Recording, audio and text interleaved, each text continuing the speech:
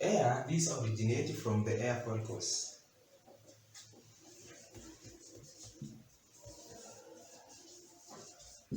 We see that they originate from air follicles. Now air helps the body to in the temperature regulation in two aspects, whereby there is a way in which the airs are going to behave when it is very hot, and there is the way in which these airs are going to behave when it is very cold. Let us start seeing the behavior of the air to regulate the body temperatures when the temperatures are very hot.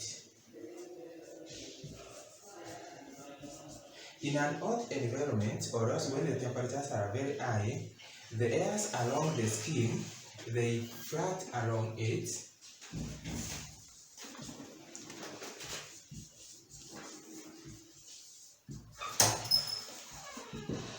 These airs are going to get flat along the skin, therefore allowing a lot of heat to be released from the body.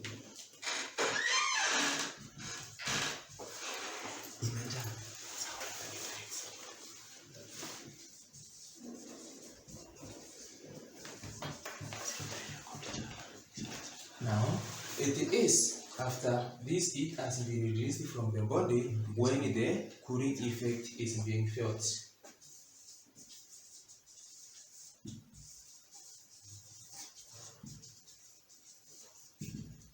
Saying that the cooling effect is being felt, in this the body temperature, or else the normal body temperature, is being maintained, and whatever we call the optimal.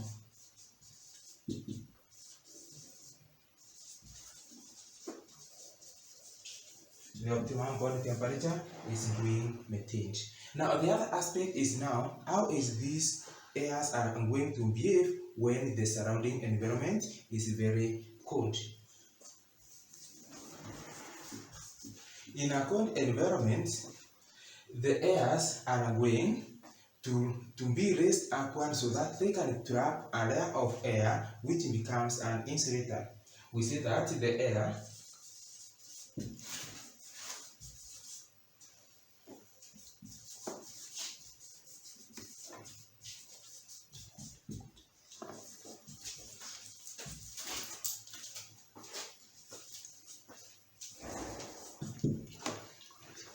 the air's rise therefore traps a layer of air. This air which has been trapped, it becomes an insulator.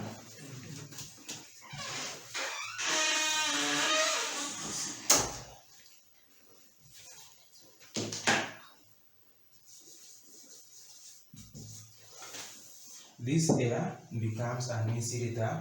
We can just demonstrate it as taking, for instance, this is our skin. Now the air are going to rise, or else they stand still. This is the air, and then they trap a layer of air along this part.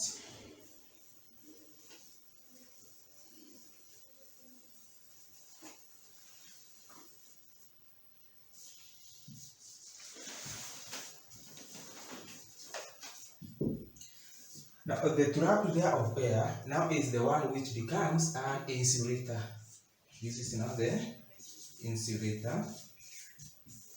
Now this insulator prevents the body from losing any heat, and also it prevents the entry of cold air to the body.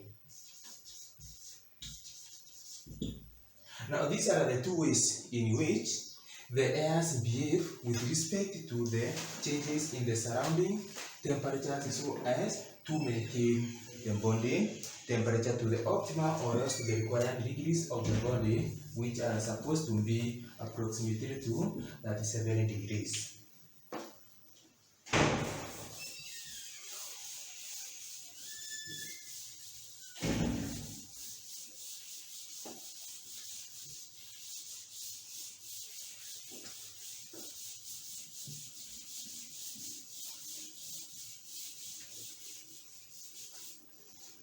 Something to emphasize about the air is, with respect to the environment, remember there are those people who lives in very cold places, and there are those who lives in very hot places. Is that those people in cold places have a lot of air in their body, whereas those people in hot places have less air within their body. This is now to enable them to behave with respect to how the changes in the surrounding temperatures are going to occur. The ones in hot places, they have less air because they don't need a lot of insulators to prevent their body from losing a lot of heat or from entry of the cold air, whereas those people in cold places, they have a lot of air around their body, so that now this air shall be acting as an insulator so as to aid in the regulation of the body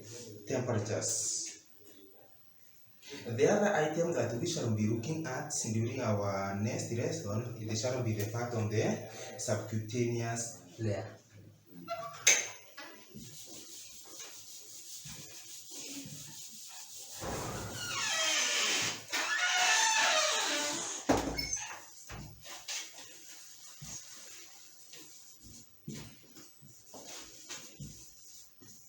Subcutaneous layer, this is what we shall be looking at during our next lesson. So ensure that before we meet, you have learned something on it. Otherwise, thank you much for being attentive during the lesson.